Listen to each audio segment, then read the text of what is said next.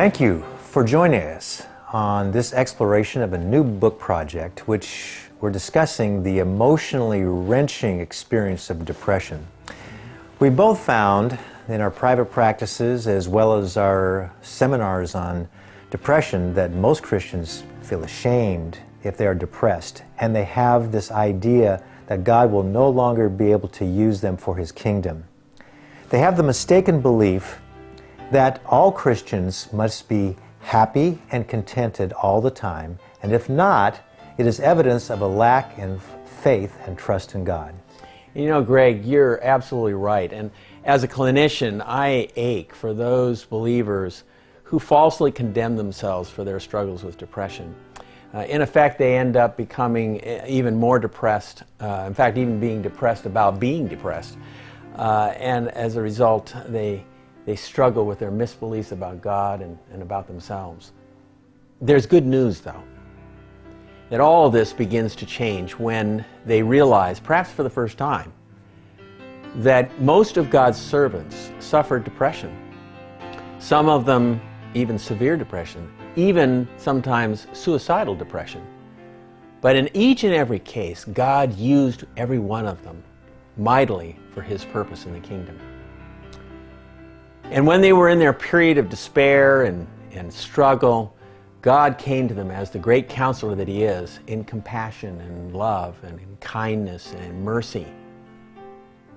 Not in anger, not accusing them of a lack of faith or a lack of belief, but rather in love, He used those occasions to teach them more about Himself and more about themselves.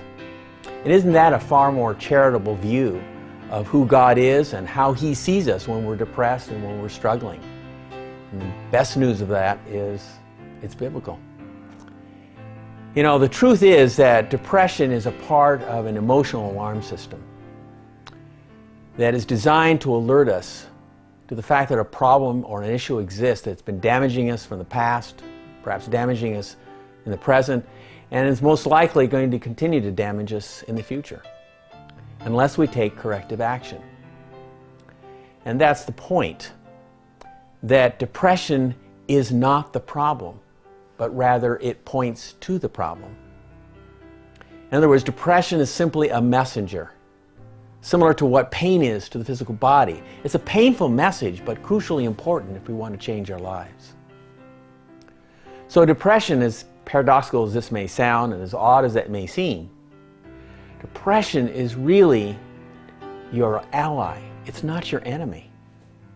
It's a clarion call to confront the issues that have held you back and dragged you down, to change your life, to make those corrective changes that can give you a satisfying, productive life, the kind of life that God has called each and every one of us to.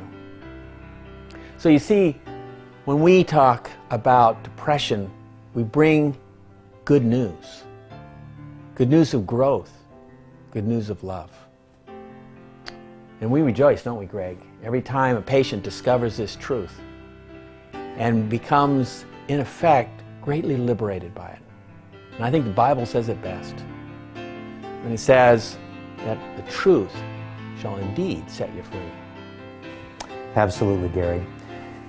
And just to see what happens in believers' lives as they take a new trajectory, because now they are able to see depression through the prism of their faith as an ally, not as the enemy. And now they're able to embark toward a pathway of healing and wholeness. And it's our heart's desire to help fellow brethren who are hurting so much from their depression. And it gives us great joy to see God work in their life as truth triumphs in these critical areas of their emotional wellness and healing.